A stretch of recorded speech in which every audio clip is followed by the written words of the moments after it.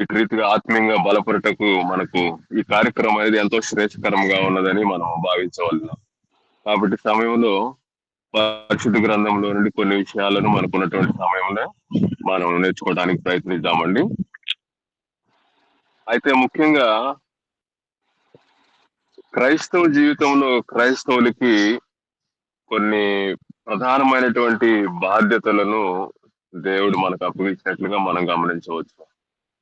అంటే కేవలము బాప్తిజం తీసుకోగానే సరిపోవట్లేదు, కానీ బాప్తిజం తర్వాత కూడా మనం చేయవలసినటువంటి అనేకమైన పనులు ఉన్నాయి అనేటువంటి విషయాన్ని కూడా దేవుడు మనకు జ్ఞాపకం చేస్తున్నాడు. అంటే బాప్తిజం తర్వాత అంటే మన బాప్తిజం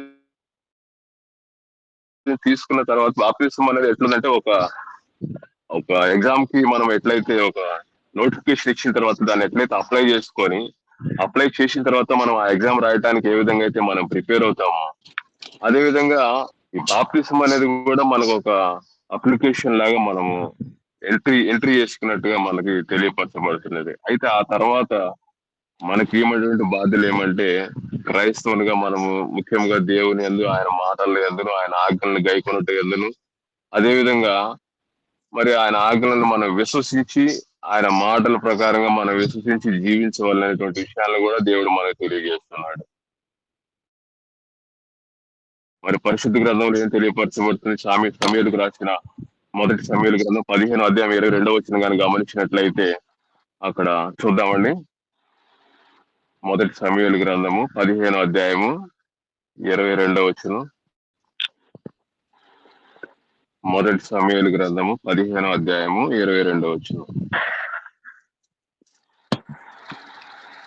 అందుకు సమూయేలు, తాను సెలవిచ్చిన ఆజ్ఞను ఒకడు గైకొనటం వలన యెహోవా సంతోషించినట్లు ఒకడు దహన బలులను అర్పించటం వలన ఆయన సంతోషించిన ఆలోచించుము. బలులు అర్పించుట కంటే ఆజ్ఞను గైకొనుటయు, పొట్టేళ్ల క్రొవ్వు అర్పించుట కంటే మాట వినుటయు శ్రేష్టము అని మనకు తెలియజేస్తున్నాడు. ఏమండి? బలులు అర్పించుట కంటేను, పొట్టేళ్లను అర్పించుట కంటేను దేవుని మాట వినుటయే శ్రేష్టమని తెలియపరచబడుతూ ఉన్నది. అంటే ఆయన ఆజ్ఞలు గైకొనటయే శ్రేష్టమని తెలియబడుతుంది. పాత నిబంధన కాలంలో వారు మరి అర్పణల ద్వారా, బలుల ద్వారా యొక్క దేవునికి వారు అర్పించేవారుగా ఉన్నారు. కానీ దేవుడు ఇక్కడ ఏం తెలియజేస్తున్నా అంటే, వాటికంటే దేవుని మాట వినటే ఇంకా శ్రేష్టం కదా అనేటువంటి విషయాన్ని మనకు తెలియజేస్తున్నాడు. మరి పరిశుద్ధ గ్రంథంలో ఇటు రీతిగా ఆయన ఆజ్ఞలను గైకొని ఆయన మాటల యందు విశ్వసించి మరి ఎంతో మంది మరి వారికి ఒక నీతిమంతుడు అనేటువంటి పేరు పొందిన వారుగా కూడా మనం గమనించవచ్చు. అదే విధంగా వారిని ఇంకా దేవుడు గొప్ప రిలేషన్, ఒక మంచి రిలేషన్ కూడా వారికి ఏర్పరిచాడు దేవుడు. ఎట్లాంటి రిలేషన్ అండి? ఒక మంచి స్నేహితుడు. దేవుడు వారిని ఏం చేశాడంట? దేవుడు వారిని స్నేహితులుగా ఏర్పాటు చేసుకున్నాడంట. మనం చూసినట్లయితే యాకోబు రాసిన పత్రిక 2వ అధ్యాయం చూద్దామండి. మరి ఎవరిని దేవుడు ఆ రీతిగా స్నేహితులుగా ఏర్పాటు చేసుకున్నాడు? అంటే దేవునికి స్నేహితులుగా ఉండమంటే చాలా గొప్ప విషయం కదండి. సామాన్యంగా మనము ఇప్పుడు సమాజంలో ఏదన్నా ఒక మంచి పేరు పొందినటువంటి ఒక పొలిటికల్ లో లేదంటే ఒక మంచి ర్యాంక్ లో ఉన్నటువంటి వ్యక్తికి మనం స్నేహితులు అంటే చాలా గొప్పగా భావిస్తాం కదా. మరి అదే విధంగా మరి దేవునికి స్నేహితులే ఉండమంటే అది ఇంకా చాలా గొప్ప విషయం అని మనం చెప్పుకోవచ్చు. యాకోబు రాసిన పత్రిక 2వ అధ్యాయము 21 నుంచి 22 వచనాలు గాని మనం గమనించినట్లయితే, ఇక్కడ మన పితరులైన అబ్రహాము తన కుమారుడైన ఇస్సాకును బలిపీఠం మీద అర్పించినప్పుడు అతడు క్రియల వలన నీతిమంతుడని తీర్పు పొందలేదా? విశ్వాసము అతని క్రియలతో కూడి కార్యసిద్ధి కలిగజేసిననియు, క్రియల మూలంగా అతని విశ్వాసము పరిపూర్ణమైనదనియు గ్రహించుచున్నావు కదా. కాబట్టి అబ్రహాము దేవుని నమ్మెను, అది అతనికి నీతిగా ఎంచబడెను అను లేఖనము నెరవేర్చబడెను, మరియు దేవుని స్నేహితుడని అతనికి పేరు కలిగాను. ఏమని పేరు కలిగిందంటే అబ్రహాముకి దేవుని స్నేహితుడని పేరు కలిగిందంట. ఎంత గొప్ప విషయం చూడండి. ఈ విధంగా మనం కూడా దేవుని స్నేహితులు వీళ్ళంతా అనేటువంటి పేరు, అటువంటి గుడ్ రిలేషన్షిప్ అంటే మంచి ఒక గొప్ప కనెక్టివిటీ కలిగినట్లయితే చాలా గొప్ప విషయం ఇది. ఇంకా ఆయనకి అబ్రహాము దేవుని నమ్మెను, అది అతనికి నీతిగా ఎంచబడెను. అబ్రహాము దేవుని మరి మనం ఈరోజు మాట్లాడుకోబెట్టే అంశం దేని గురించి ఉన్నది అబ్రహాము దేవునిని పరిపూర్ణముగా విశ్వసించుట. అబ్రహాము దేవునిని పరిపూర్ణంగా విశ్వసించడం వల్ల ఏమైందండి? అబ్రహాముకి దేవుని పట్ల ఉన్నటువంటి విశ్వాసము పరిపూర్ణమైనది అని చెప్పి మనం గమనించవచ్చు. పరిపూర్ణమైనది అని అంటే ఇంగ్లీష్ లో కంప్లీట్నెస్ అని చెప్పి తెలియజేస్తున్నారు. కంప్లీట్నెస్. దీనిని మనం గ్రీక్ లో కానీ ట్రాన్స్లేట్ చేసి చూసినట్టయితే G5046 అనేటువంటి కోడ్ లో మనం పూర్తిగా ఎంక్వైరీ చేసినట్టయితే దీని పూర్తి అర్థాన్ని కానీ గమనించినట్లయితే కంప్లీట్నెస్ అంటే పరిపూర్ణత, ఒక పర్ఫెక్ట్ మ్యాన్. పూర్తిగా ఆయన ఇచ్చినటువంటి ఆజ్ఞలన్నిటినీ గైకొని, ఆయన ఇచ్చినటువంటి కట్టడాలను, శాసనాలను, విధులను అన్నిటినీ గైకొని నడుచుకున్నట్లు వారిని కంప్లీట్నెస్, ఒక పరిపూర్ణమైనటువంటి పురుషుడిగా కూడా పిలువబడుతున్నది. మరి అబ్రహాం ఆ విధంగా దేవుని నమ్మిన కనుక అది అతనికి నీతిగా ఎంచబడిను అనేటువంటి విషయాన్ని మనం గమనించవచ్చు. చూడండి ఇక్కడ 22వ వచనం చూసినట్టయితే విశ్వాసం అతని క్రియలతో కూడా కార్యసిద్ధి కలుగజేసిననియు. ఏమండి? విశ్వాసం ఏం చేసినంటే అతని క్రియలతో కూడి కార్యసిద్ధి కలుగజేసిననియు, క్రియల మూలంగా అతని విశ్వాసము పరిపూర్ణమైనదనియు మనం గమనించాలంట. దేని వల్ల పరిపూర్ణమైనది అంటే అబ్రహాం యొక్క విశ్వాసము క్రియల మూలంగా. జనరల్ గా మనము క్రియల మూలంగా అంటే విశ్వాసం మనం చూస్తుంటాము సమాజంలో. ఎవరినన్నా కొంచెం ఏదన్నా ఇబ్బందుల్లో ఉన్న వారిని చూసి అయ్యో పాపం ఎంత ఇబ్బంది కలిగి ఉన్నాడు, ఎంత చల్లో ఎట్లా పండుకుంటున్నారా వీళ్ళు ఇక్కడ అని జస్ట్ చూసి అట్లా మనం బాధపడతాం. అయ్యో అని ఏదో ఒక ఫేస్ ఎక్స్ప్రెషన్ తోటో, ఒక మాట ఎక్స్ప్రెషన్ తోటో బాధపడుతుంటాం. కానీ అక్కడ మరి క్రియ జరగాలి అని చెప్పి దేవుడు తెలియజేసినాడు. అట్లా బాధపడినట్లయితే ఉపయోగం లేదు. వెంటనే వారికి మన చేతనైనటువంటి సహాయము, ఏదైనా ఒక మంచి బెడ్‌షీట్ ఇవ్వటం వాళ్ళకి, లేదంటే ఒక మంచి షెల్టర్‌ని మనం ఏర్పాటు చేయటమో చేసినట్లయితే అది క్రియలతో కూడినటువంటి పనిగా మనకక్కడ నిర్ణయించబడుతుంది. అట్లానే అబ్రహాం కూడా ఇక్కడ క్రియల మూలముగా అతని విశ్వాసం పరిపూర్ణమైనదని మనం గ్రహించాలి. విశ్వాసం అనేది ఎట్లాంటండి? క్రియల మూలంగా విశ్వాసం పరిపూర్ణమైనది అనేటువంటి విషయాన్ని మనం గమనించాలి. కాబట్టి అబ్రహాము కూడా ఆయన క్రియల మూలంగా తన విశ్వాసాన్ని, దేవుని పట్ల తనకున్నటువంటి విశ్వాసాన్ని ఆయన చూపించాడు. కాబట్టి 22వ వచనం, 23వ వచనం ఏమంటాడు? కాబట్టి అబ్రహాము దేవుని నమ్మెను, అది అతనికి నీతిగా ఎంచబడెను. ఇంకా అతను మరియు దేవుని స్నేహితుడని అతనికి పేరు కలిగెను అనేటువంటి విషయాన్ని మనం గమనించవచ్చు. మరి ఆ విధంగా తనకి అబ్రహాముకి యాక్చువల్ గా దేవుడి సంతానాన్ని 75వ సంవత్సరంలో వాగ్దానం చేసినటువంటి ఆ యొక్క వాగ్దానము అబ్రహాం ఎప్పుడు పొందుకున్నాడండి? అబ్రహాము 100వ సంవత్సరంలో ఉన్నప్పుడు, బహువృద్ధుడైనప్పుడు, 25 సంవత్సరాల తర్వాత ఆయనకు అప్పుడు దేవుడు అనుగ్రహించినటువంటి వాగ్దానం ఆయనకి 25 ఇయర్స్ తర్వాత నెరవేర్చబడినట్లుగా మనం గమనించవచ్చు. అప్పటికి అబ్రహాము, శారాల వయసు బహువృద్ధులై ఉన్నారు. 100 సంవత్సరాల వయసు కలిగి ఉన్నాడు అబ్రహాం గారు. శారా అయితే సుమారుగా 90 సంవత్సరాల వయసు కలిగి ఉంది. ఆ వయసులో దేవుడు వారికి సంతానాన్ని అనుగ్రహించాడు. లేక కలిగినటువంటి కుమారుడు ఇస్సాకుని అనుగ్రహించాడు. ఇస్సాకుని అనుగ్రహించిన తర్వాత దేవుడు మరి ఇంకా పరీక్షించటం ఆపాడా? లేదు, అబ్రహాముని పరీక్షించాడు. ఇన్ని సంవత్సరాల తర్వాత నేను కుమారుడిని అనుగ్రహించాను. ఇప్పుడు అబ్రహాం ఫీలింగ్ ఎలా ఉంటది? మరి నన్ను నమ్ముతాడా? మరి తనకు నేను ఇచ్చినటువంటి ఆ కుమారుని పట్ల ఎక్కువ ఆశ కలిగి ఉంటాడా? నా పట్ల ఎక్కువ భక్తి కలిగి ఉంటాడా? ఆ కుమారుని పట్ల ఎక్కువ భక్తి కలిగి ఉంటాడా? దేని పట్ల మరి ఆయన ఎక్కువగా ఇంట్రెస్ట్ కలిగి ఉంటాడు అని చెప్పి దేవుడు ఒక చిన్న పరీక్ష పెట్టాడు. అవునా కాదా? అప్పుడు ఏం చేశాడు దేవుడు? అబ్రహాముని, ఆ ఇస్సాకుని బలిగా అర్పించమని కోరాడు. అవునా కదా? ఈ విషయాలన్నీ మనకు తెలిసియే. అయినప్పటికీ కూడా అబ్రహాము మరి ఏంటి తండ్రి, మరి నన్ను ఇట్లా నాకు ఇన్ని సంవత్సరాల తర్వాత లేక నా కుమారుడిని అనుగ్రహించావు కదా, మరి ఇప్పుడే నన్ను బలిగా అర్పించమని ఇట్లా అడుగుతున్నావు ఏంటని తిరిగి ప్రశ్నించాడండి? లేదు. ప్రశ్నించలేదు. మరి ఆయన ఆజ్ఞకి లోబడి మరి దేవుడు చెప్పినటువంటి ఆ కార్యక్రమాన్ని చేయడానికి ఆయన సిద్ధపడిపోయాడు కదా. మనసులో సిద్ధపడిపోయి ఆ అక్కడ ఉన్నటువంటి హోరేబు అక్కడ కొండ మీదకి ఆయన ఇస్సాకుని బలిగా అర్పించడానికి సిద్ధపడిపోయి వెళ్ళినట్లుగా కూడా మనం గమనించవచ్చు. ఆయన మైండ్ లో మెంటల్ గా సిద్ధపడిపోయాడు. ఇస్సాకుని బలిగా అర్పించడానికి సిద్ధపడి మరి అక్కడి కొండ బయటకు తీసుకెళ్లటము అవన్నీ సన్నివేశాలన్నీ మనకు తెలిసినవి. కాబట్టి ఆ విధంగా అబ్రహాము మరి దేవుని నమ్మిన కనుక అది అతనికి నీతిగా ఎంచబడిను అనేటువంటి విషయాన్ని మనం తెలియపరుస్తుంది. ఇంకా ద్వితీయోపదేశ కాండము 8వ అధ్యాయం చూద్దాము. ద్వితీయోపదేశ కాండము 8వ అధ్యాయము ఇదే విషయం గురించి. ద్వితీయోపదేశ కాండము 8వ అధ్యాయము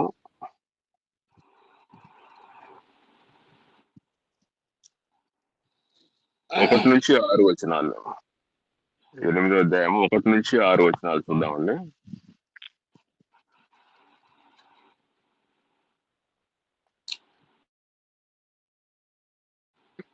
8వ అధ్యాయము 1-6 మీరు బ్రతికి అభివృద్ధి నుండి యెహోవా మీ పితరులతో ప్రమాణం చేసిన దేశమునకు పోయి దానిని స్వాధీనపరచుకున్నట్లు నేడు నేను నీకు ఆజ్ఞాపించిన ఆజ్ఞలన్నిటినీ అనుసరించి నడుచుకునవలెను.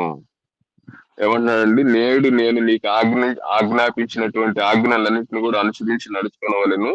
2వ వచనం, మరియు నీవు ఆయన ఆజ్ఞలను గైకొందువో లేవో నిన్ను శోధించి నీ హృదయములో నున్నది తెలుసుకొనుటకును నిన్ను అణుచు నిమిత్తము అరణ్యములో ఈ 40 సంవత్సరములు నీ దేవుడైన యెహోవా నిన్ను నడిపించిన మార్గమంతటిని జ్ఞాపకం చేసుకొనుము. ఆహారం వల్లనే కాక యెహోవా సెలవిచ్చిన ప్రతి మాట వలన నరులు బ్రతుకుదురని నీకు తెలియజేయుటకు ఆయన నిన్ను అణిచి నీకు ఆకలి కలుగజేసి నీవే గాని నీ పితరులే గాని ఎన్నడెరుగని మన్నాతో నిన్ను పోషించాను. ఈ 40 సంవత్సరములు నీవు వేసుకొనిన బట్టలు పాతగిలలేదు, నీ కాలు వాయలేదు. ఒకడు తన కుమారుని ఎట్లు శిక్షించునో అట్లే నీ దేవుడైన యెహోవా నిన్ను శిక్షించువాడని నీవు తెలుసుకొని ఆయన మార్గములలో నడుచుకున్నట్లు ఆయనకు భయపడినట్లును నీ దేవుడైన యెహోవా ఆజ్ఞలను గైకొనవలెను. అంటే ఈ వచనాల్లో మనం చదివినటువంటి 6 వచనాల్లో మనం ఏం గమనించాలండి? అబ్రహాముకి ఒక శోధన ఎదురైంది, ఒక పరీక్ష ఎదురైంది. ఏమని? లేక కలిగినటువంటి ఆ యొక్క కుమారుణ్ణి బలిగా అర్పించమని దేవుడు అడిగినటువంటి ఒక పరీక్ష ఎదురైంది. ఇక్కడ ఏం చెప్తున్నాడు మనకు ద్వితీయోపదేశకాండం ఈ మొదటి 6 వచనాల్లో? 2వ వచనం చూడండి. మరియు నీవు ఆయన ఆజ్ఞలను గైకొందువో లేదో నిన్ను శోధించి నీ హృదయములో ఉన్నది తెలుసుకొనుటకు నిన్ను అణుచు నిమిత్తము అని అంటున్నాడు. ఆయన ఆజ్ఞలను గైకొంటావో లేదో నీ హృదయములో ఉన్నది తెలుసుకోవటానికి దేవుడు మనల్ని శోధిస్తాడంట. మరి అబ్రహామును కూడా దేవుడు ఆ విధంగానే శోధించాడు. ఆయన హృదయంలో ఎటువంటి ఆలోచన కలిగి ఉన్నాడనేది తెలుసుకుంటే పరీక్షించాడు. 20 సంవత్సరాల తర్వాత లేక సంతానాన్ని అనుగ్రహించినటువంటి దేవుడు కుమారుని బలిగా అర్పించమని అబ్రహాముని అడిగినప్పుడు అబ్రహాము అయ్యో ఇదేంటి దేవా, ఇదేంటి ప్రభువా, తండ్రి ఇదేంటి అని ప్రశ్నించలేదు, సిద్ధమైపోయాడు మెంటల్ గా. మరి మనమైతే మరి ఎట్లా ఆలోచిస్తాం? మన పరిస్థితి ఏంటి? ఇదేంటి ఇలా జరిగింది, ఇదేంటని మన దేవుని మీదే వ్యతిరేకించుకునేటువంటి పరిస్థితి కదా. కానీ ఇక్కడ దేవుడు మరి ఎందుకు శోధిస్తున్నాడు అనేటువంటి విషయాన్ని మనం గమనించినట్లయితే 2వ వచనంలో, మరియు నీవు ఆయన ఆజ్ఞలను గైకొందువో లేదో అని నీ హృదయంలో ఉన్నటువంటి దాన్ని తెలుసుకోవటానికి ఆయన నిన్ను శోధిస్తాడు అనేటువంటి విషయాన్ని మనం గమనించాలి. చాలాసార్లు మన జీవితాల్లో కూడా కొన్ని శోధనలు మనకి ఎదురవుతా ఉంటాయి, అవునా కాదండి? క్రైస్తవ జీవితంలో కొన్ని శోధనలు, మరి దేవుడు మనల్ని కూడా మన హృదయాల్లో ఉన్నటువంటి విషయాలు తెలుసుకోవడానికి ఆయన కూడా మనల్ని కూడా పరీక్షించవచ్చు, అవునా కదా? మరి దేవుని ఆయన శోధించినప్పుడు నువ్వు ఆయన ఆజ్ఞలకి లోబడి ఉంటావో లేదోనని తెలుసుకోవటానికి కూడా మనల్ని పరీక్షించవచ్చు. కాబట్టి అట్లని చెప్పి మన జీవితాల్లో ఏదో వచ్చే చిన్న శోధనలకి మనం భయపడి దేవుని పట్లనే మనం విరోధంగా ఉండాల్సిన అవసరం ఉందా? లేదు. దేవుడే తెలియజేస్తున్నాడు ఇవన్నీ కూడా ఆయన ఆజ్ఞలను గైకుంటువా లేదో, లేకుంటే నీ హృదయంలో ఉన్నటువంటి విషయాలు తెలుసుకుంటే ఆయన పరీక్షిస్తున్నాడు అనేటువంటి విషయాన్ని మనం గమనించాలి. ఇంకా అదే అధ్యాయంలో 8వ అధ్యాయము 16వ వచనం చూడండి. 16వ వచనం. ఇంకా ఈ శోధనలు అనేటువంటివి, ఈ యొక్క పరిశోధనలు అనేటువంటివి ఎందుకు వస్తాయంటే 16వ వచనం, 8వ అధ్యాయం 16వ వచనం చూసినట్లయితే, తుదకు నీకు మేలు చేయవలనని నిన్ను అణుచుటకును శోధించుటకును నీ పితరులు ఎరుగని మన్నాతో అరణ్యమున నిన్ను పోషించాను. ఏంటంటే తుదకు నీకు మేలు చేయవలనని నిన్ను అణుచుటకు శోధిస్తున్నాడంట. గమనించారా? 16వ వచనంలో, నీకు మేలు చేయుటకును నిన్ను అణుచుటకును నిన్ను శోధించుటకును నీ పితరులు ఎరుగని మన్నాతో అరణ్యమున నిన్ను పోషించాను. ఆ ఇశ్రాయేలు ప్రజల్ని మన్నాతో పోషించాడు ఆయన అరణ్యంలో. మేలు చేయవలనని నిన్ను అణుచుటకును శోధించుటకును. మరి ఇటు రీతిగా మరి 13వ అధ్యాయం ద్వితీయోపదేశకాండం 13వ అధ్యాయము 3వ వచనాన్ని చూద్దాము. 13వ అధ్యాయము 3వ వచనం. ఇక్కడేమంటాడండి? ఆయన నీతో చెప్పిన సూచిక్రియ గాని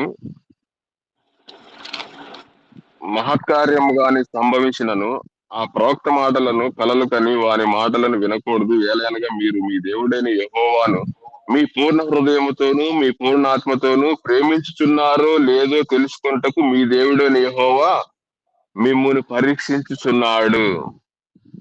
బాగా గమనించండి ఈ లేఖన భాగాల్లో. ఇక్కడ ద్వితీయోపదేశకాండం 13 అధ్యాయం 3వ వచనంలో ఏమంటాడు? ఏలయనగా మీరు మీ దేవుడైన యెహోవాను మీ పూర్ణ హృదయముతోను మీ పూర్ణ ఆత్మతోను ప్రేమించుచున్నారో లేదో తెలుసుకొనుటకు మీ దేవుడైన యెహోవా మిమ్మల్ని పరీక్షిస్తున్నాడు, మనల్ని పరీక్షిస్తాడు. మీరు పూర్ణంగా మరి దేవుని యందు విశ్వాసం కలిగి ఉన్నారో లేదో అని మనల్ని పరీక్షించేటటువంటి అవకాశం ఉంది అని తెలియజేస్తున్నాడు. అంటే పరీక్షించడానికి శోధనలు, పరీక్షలు అనేటువంటివి మనకి ఉంటాయా, ఉండవా? ఉంటాయి. క్రీస్తునందు బ్రతుకును ఉద్దేశించే వారికి శ్రమలు తప్పవు అంటున్నాడు. కాబట్టి ఇవన్నీ భరించాల్సిన వారమై ఉన్నాం. పేతురు రాసిన మొదటి పత్రికలో కూడా అదే తెలియజేస్తున్నాడు మనకి కదా. కాబట్టి మరి పేతురు రాసిన మొదటి పత్రిక 1వ అధ్యాయం 7వ వచనం గమనించినట్లయితే, పేతురు రాసిన మొదటి పత్రిక 1వ అధ్యాయం 7వ వచనం,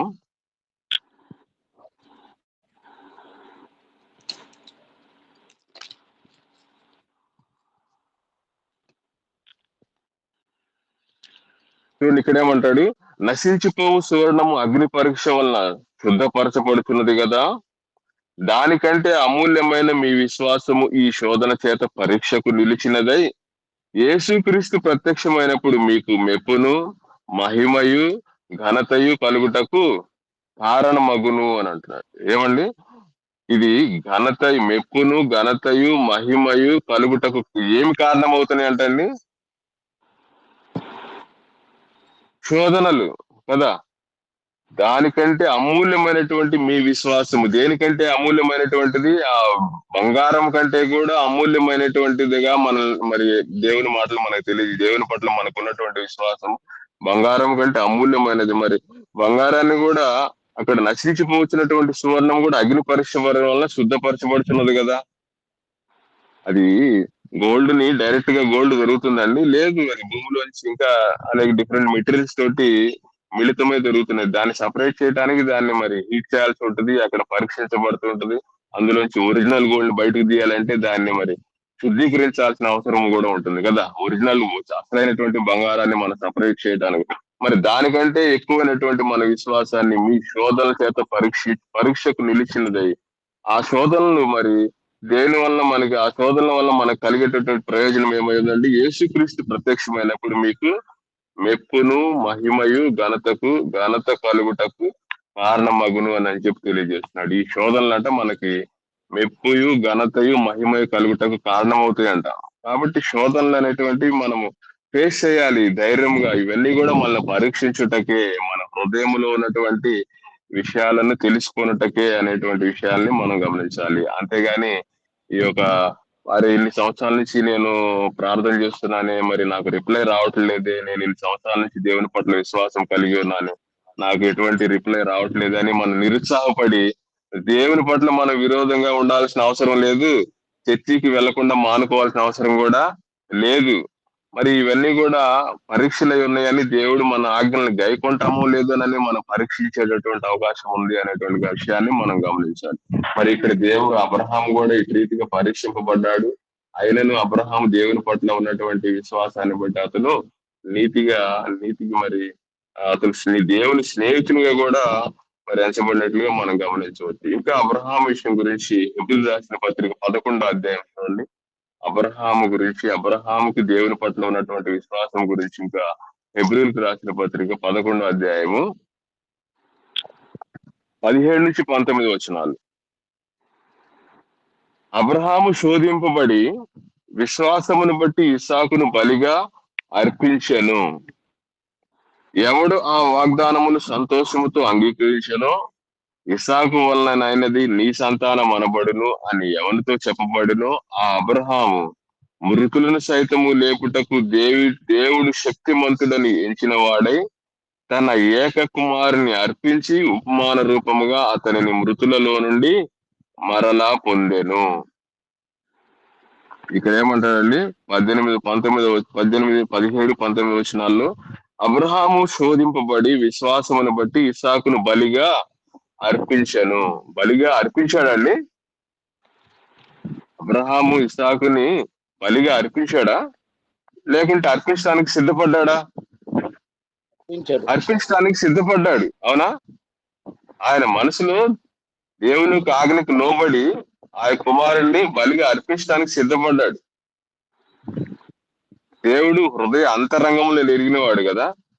అబ్రహాము ఏ విధంగా మరి మనసులో ఆయన ఆజ్ఞకు లోబడి సిద్ధపడ్డాడు, మరి దేవుడు అతని అంతరంగంలో అతని హృదయంలో ఉన్నటువంటి దేవుని పట్ల అతనికి ఉన్నటువంటి నమ్మకాన్ని గమనించాడు కదా. కానీ దేవుడైతే మరి నరబలి కోరువాడు కాదు. ఏమండి, దేవుడు నరబలి కోరతాడా? దేవుడు ఆయన సృష్టించినటువంటి ప్రజలని బలిగా అర్పించమని కోరేవాడు అయి ఉన్నాడా? లేదు. దేవుడు నరబలి కోరేవాడు కాదు. మరి అబ్రహాము చూడండి, మరి ఆయన మనసులో ఆ విధంగా సిద్ధమయ్యాడు కాబట్టి దేవుడు ఆయన హృదయ అంతరంగంలో ఎరిగి ఆయన నీతిమంతుడిగా ఎంచబడినట్లుగా మనం గమనించవచ్చు. కాబట్టి అబ్రహాము శోధింపబడి విశ్వాసం బట్టి ఇస్సాకును బలిగా అర్పించను. ఎవడు ఆ వాగ్దానములను సంతోషంతో అంగీకరించను, ఇస్సాకు వలన నీ సంతానం అనబడునని అబ్రహాం మరి ఆ విధంగా నీతిమంతునిగా తీర్చబడినట్లుగా మనం గమనించవచ్చు. కాబట్టి ఈ యొక్క శోధనలన్నీ కూడా మనల్ని పరీక్షించుటకే.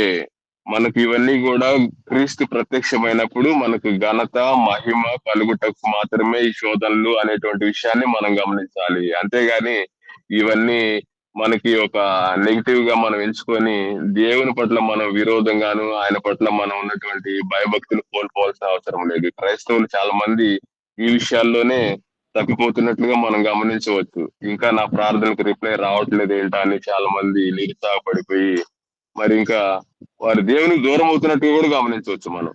చూడండి, ఇంకా దేవుడు మరి ఈ యొక్క శోధనలు మరి ఆయన ఇంకా ఏ విధంగా శోధిస్తాడు, ఎటువంటి శోధనలు కలిగి ఉంటామని కొరింథీయులు రాసిన మొదటి పత్రిక అపోస్తలుడైన పౌలు గారు తెలియజేస్తున్నాడు. చూడండి, కొరింథీయులు రాసిన మొదటి పత్రిక 10వ అధ్యాయము, కొరింథీయులకు రాసిన మొదటి పత్రిక 10వ అధ్యాయము 13వ వచనం.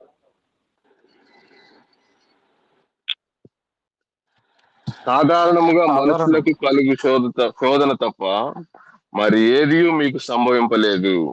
దేవుడు నమ్మదగిన వాడు, మీరు సహింపగలిగినంత కంటే ఎక్కువగా ఆయన మిమ్మును శోధింపబడనీయడు. అంతేకాదు, సహింపగలుగుటకు ఆయన శోధనతో కూడా తప్పించుకుని మార్గమును కలుగజేయును. గమనించారా?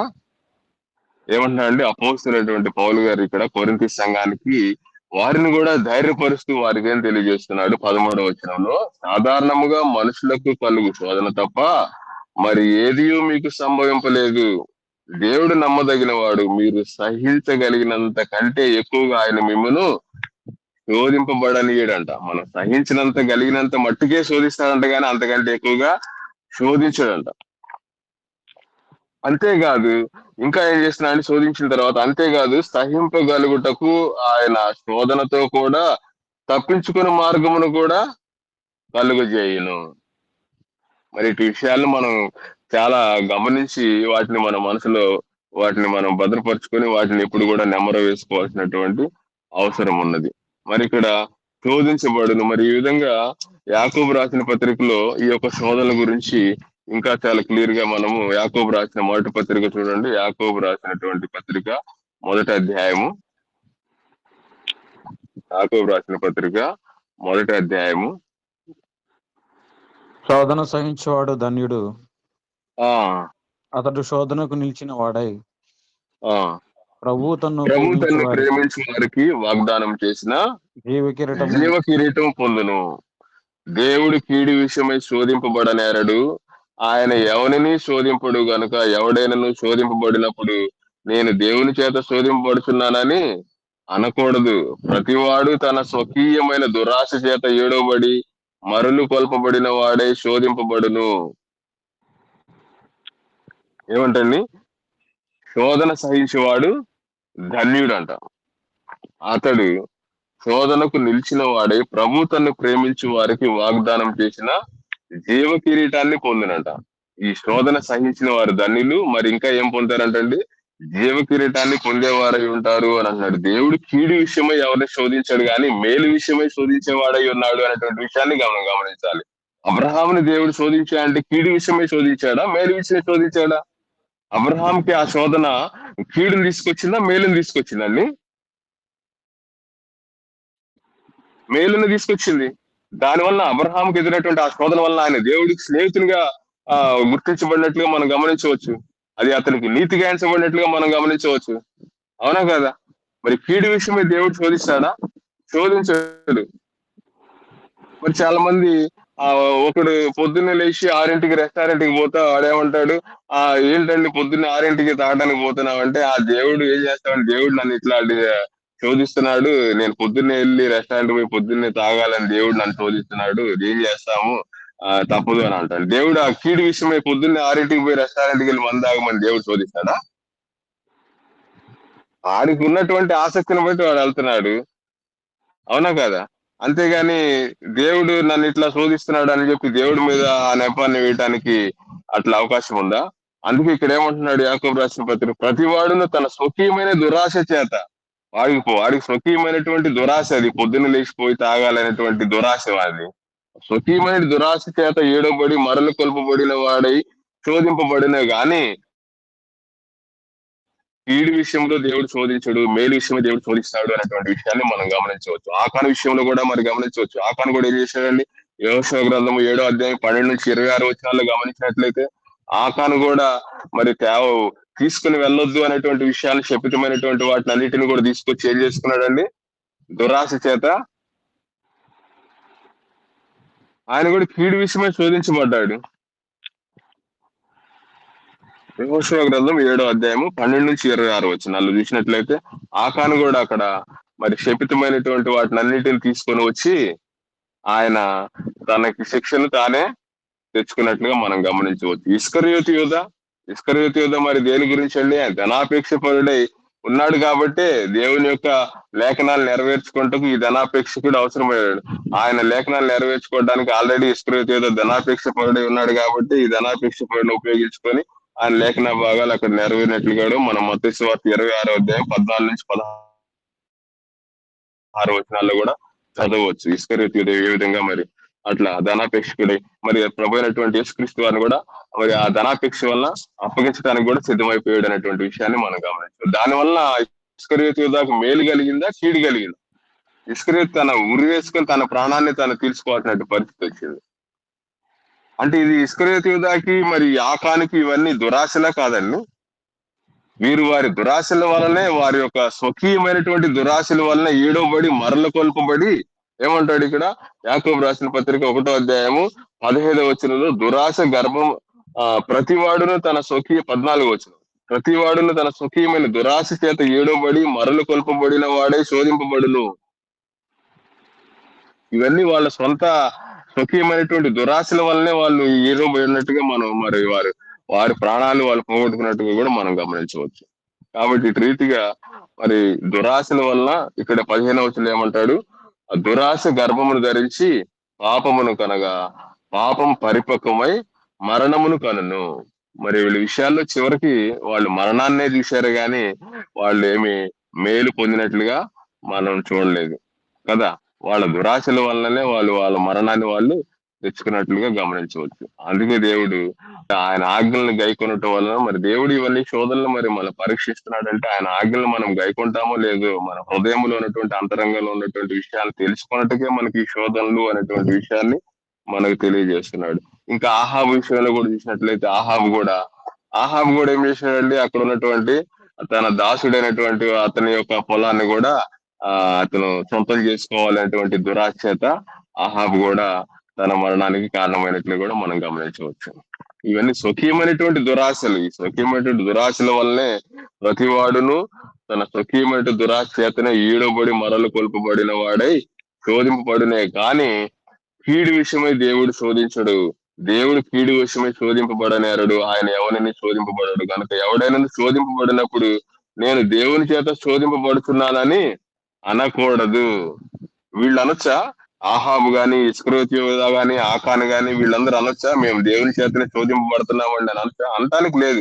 ఇవన్నీ వాళ్ళ స్వకీయమైనటువంటి దురాశలు అనేటువంటి విషయాన్ని మనం గమనించాలి. ఈ దురాశల వల్లనే మనిషి తన యొక్క మరణానికి తానే పాత్రుడై ఉంటున్నట్టుగా గమనించవచ్చు. ఇవన్నీ కూడా శోధనలు. ఈ శోధనలన్నింటిలో కూడా మనం ఎదుర్కొని నిలిచినట్లయితే అవన్నీ కూడా ప్రభు అయినటువంటి యేసుక్రీస్తు ప్రత్యక్షమైనప్పుడు ఇవన్నీ మనకు మెప్పును ఘనతయు కలుగుటకు కారణమగును అనేటువంటి విషయాన్ని మనకు తెలియపరుస్తున్నాడు. మరి అబ్రహాము ఈ విధంగా శోధింపబడినప్పటికి కూడా దేవుని పట్ల ఆయనకున్నటువంటి విశ్వాసం వల్ల ఆయన పరిపూర్ణమైనటువంటి విశ్వాసం కలిగి ఉండటం వలన అబ్రహాము మరి దేవునికి ఒక స్నేహితునిగా ఎంచబడినట్లుగా మనం గమనించవచ్చు. యాకోబు రాసిన పత్రికలో అబ్రహాము దేవుని నమ్మెను, అది అతనికి నీతిగా ఎంచబడిన అనేటువంటి లేఖనం కూడా నెరవేర్చబడిన అబ్రహాం విషయంలో.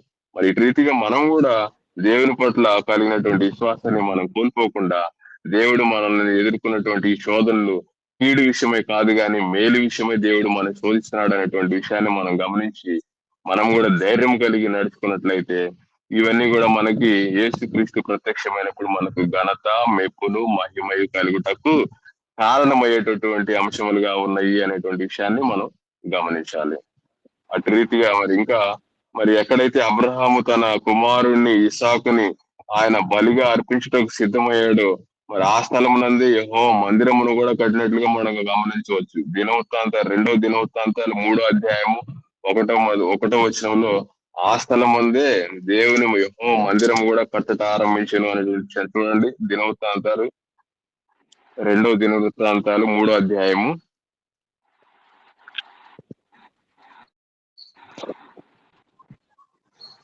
1వ వచనం.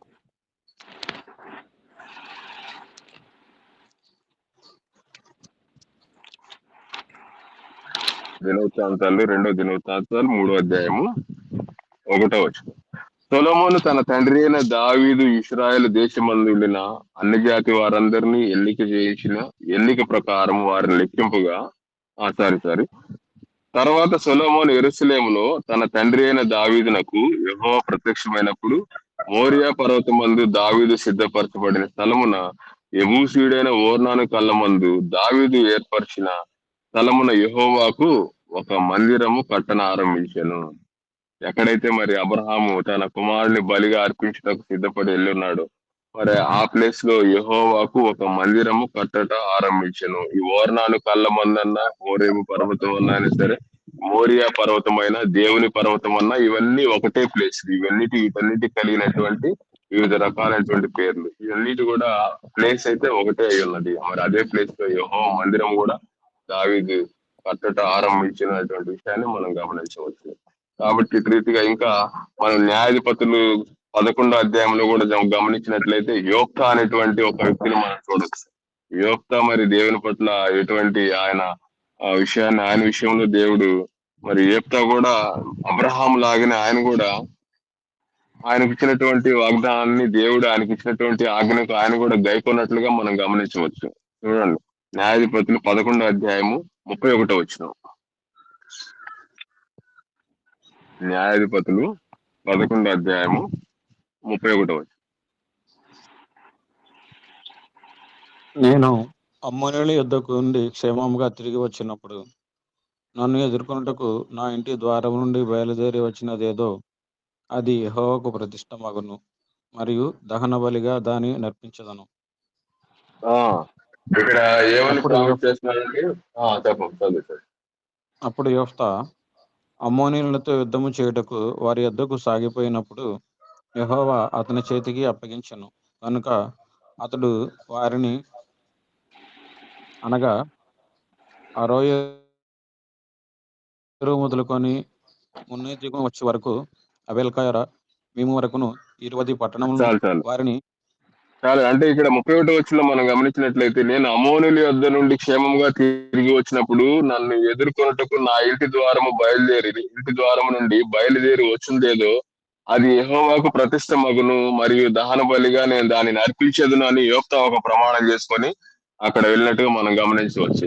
అతను తిరిగి వారి మీద, అమ్మోనుల మీద విజయం సాధించి తిరిగి వచ్చేటప్పటికి ఆయన ఇంటి ఎదురు నుంచి మరి ఆయన కుమార్తె ఆయనకి ఎదురుగా వచ్చినట్లుగా మనం గమనించవచ్చు. ఆ అధ్యాయం అంతా 11వ వచనం 11వ అధ్యాయం కూడా చూసినట్లయితే మరి అక్కడ అవును. మరి 39వ వచనంలో 39వ వచనం చూసినట్టయితే, ఆ 2 నెలల అంతమున ఆమె తన తండ్రి యొద్దకు తిరిగి రాగా అతడు తన మొక్కుబడి చొప్పున ఆమెకు చేసెను. దేవుడు నరబలి కోరువాడు కాదు, కానీ అక్కడ 2 ఆప్షన్లుగా ఉన్నాయి. ఏమండి, 11వ వచనం 31వ వచనం చివరి భాగంలో చూసినట్లయితే మనం ఇక్కడ అతని చేతికి అప్పగించిన కనుక అతడు వారిని 31వ వచనం నా ఇంటి ద్వారం నుండి బయలుదేరి వచ్చినది ఏదో అది యెహోవాకు ప్రతిష్ఠితమగును మరియు దహన బలిగా దానిని అర్పించేదను. అక్కడ దహన బలిగా అర్పించదను, లేకుంటే ప్రతిష్టమ చేస్తాను అనేటువంటి రెండు ఆప్షన్లు ఉన్నాయి అక్కడ. అప్పుడు యోఫా ఏం చేశాడండి, తన కుమార్తెను ప్రతిష్ఠించుకున్నాడే గాని దహన బలిగా అర్పించలేదు. దేవుడు ఎప్పుడు కూడా నరబలి కోరువాడు కాదు అనే విషయాన్ని మనం గమనించాలి.